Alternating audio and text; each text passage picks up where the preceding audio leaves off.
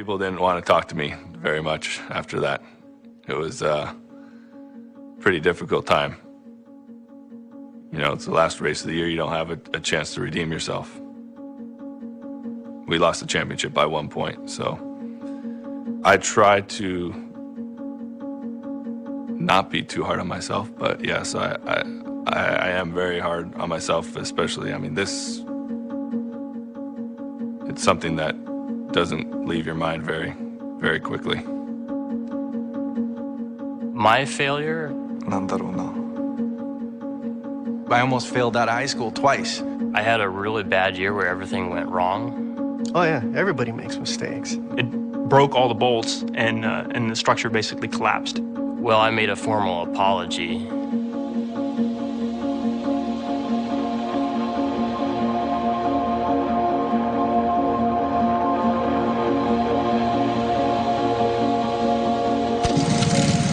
I can remember when I was out at the go-kart track one day, you know, you use a stopwatch and time the lap, and I remember I kept giving myself like 1 second less. Like, okay, was that 41 seconds that time? Was that 40 seconds that time to get around? I like to be able to see the improvement, and with racing, it's very obvious. You know, I can see the direct result of my effort. We're in Homestead, Florida. This is my first IndyCar race, then there was a crash. I don't remember anything, but the car was on fire, and, you know, my brain was covering up for the fact that this was a bit of a heightened situation, that I shouldn't be aware of what's going on right now, but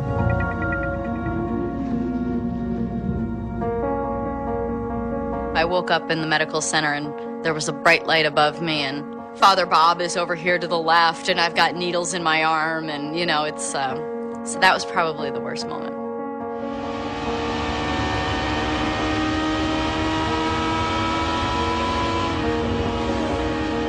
You're driving your car, and you feel frightened a little bit. We bump up against that feeling as much as we can to try and push that limit further and get comfortable there, and then push it again. So, you know, you're constantly on the brink of crashing, because that's the fastest. So much of racing is failure. Failure is a byproduct of pushing the envelope. You push the envelope of performance until things fail. When you fail, it's not necessarily looked at as a bad thing, as long as you learn from it and make something positive out of it. Honda's not a car company. Of course, Honda started as a motorcycle company. More than anything, Honda's an engine company. From the president on down, throughout its history, it's been engineering-oriented. Engineers, for better or worse, always want to change things and advance. これはね、もう全てがホンダソイチローの要求そのものが全てそういうことになってます。ですから、まあ100回トライして、99回失敗してもいいんだと。ホンダソイチローの考え方そのものが、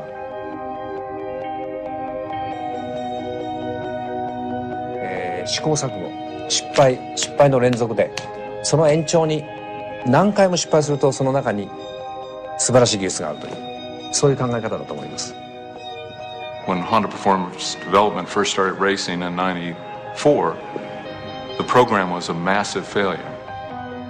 We had a lot of engine problems. We had a lot of engine failures. Here on lap number 10, he is making an unscheduled stop in the pits. We blew the turbocharger off the engine in several places. The corner workers are reporting that there's a fire in the left rear of his car. Say 15,000 revolutions per minute.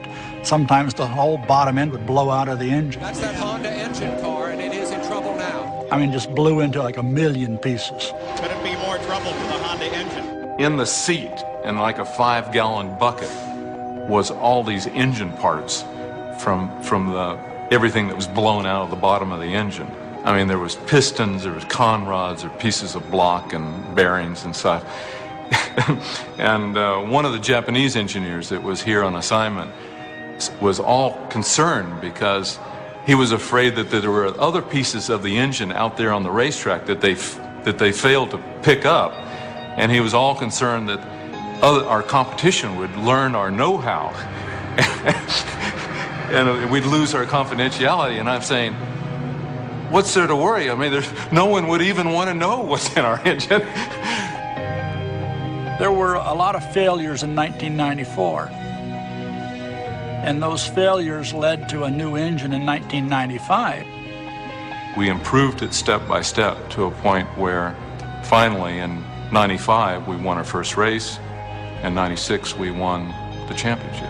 Honda now is the sole supplier of engines for the IRL, or the Indy Racing League. We'd really prefer to have some competition in the series, but perhaps the Honda success drove some of them out. Maybe they'll come back.